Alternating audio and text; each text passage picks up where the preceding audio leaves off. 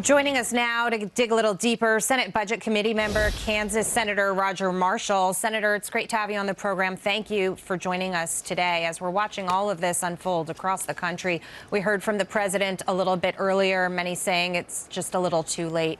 One of the things the House is doing is looking into the federal funding, where it's distributed, how it's being used by these universities, and also, what sort of ramifications that could have, for example, pulling research grants and whatnot.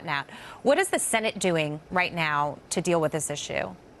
Yeah, well, first of all, there's plenty of laws on the book, but the Senate is trying to accelerate some of those processes as well. Take a university like Columbia University. They receive almost $1 billion of grants per year. About 40% of most universities' funding is from the federal government. So we can start clawing that back. But what we really need, though, is moral clarity and leadership on campus and out of the White House. We have laws on the books that just need to be enforced. How can a university preach DEI, but at the same time allow or promote anti-Semitism? How do you ever make square that circle? It just doesn't make sense to folks. Yes, we've got laws that we're working on as well. I know Senator Cotton, Senator Scott has legislation as well. We'll do those things, but let's just enforce the law. Let's go back to what President Reagan did, when he was governor, as well as what President Eisenhower did. Very, very much moral clarity and leadership. Yeah, I know we need moral clarity. Totally agree with you, Senator. Nothing clarifies your thinking like having your money taken away. The federal government spends $165 billion every year on higher ed. That's almost $1,300 per American household.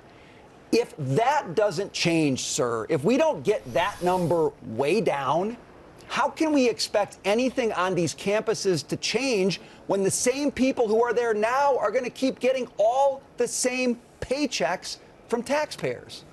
Yeah, I can't agree more. But the underlying factor here is there is a rot in the universities right now. And taking away money is part of the solution. But if they stay focused on this DEI as an education system, then our future is at jeopardy as well. But I agree completely. Let's take back all the money that we can, but we need to enforce the laws that we have already.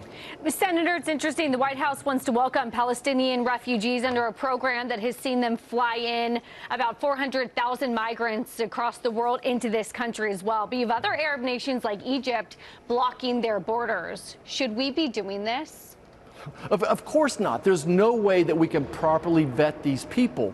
And just the raw numbers of them, the president's goal is to bring in 125,000 refugees. And beyond just bringing them without vetting them, when you bring them in as a refugee, basically it's a ticket to stay in America forever. There's really no way to deport them.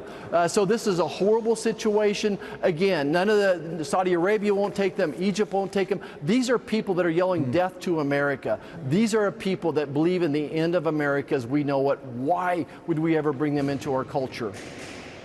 Senator, thank you so much for your insight. Thank you for being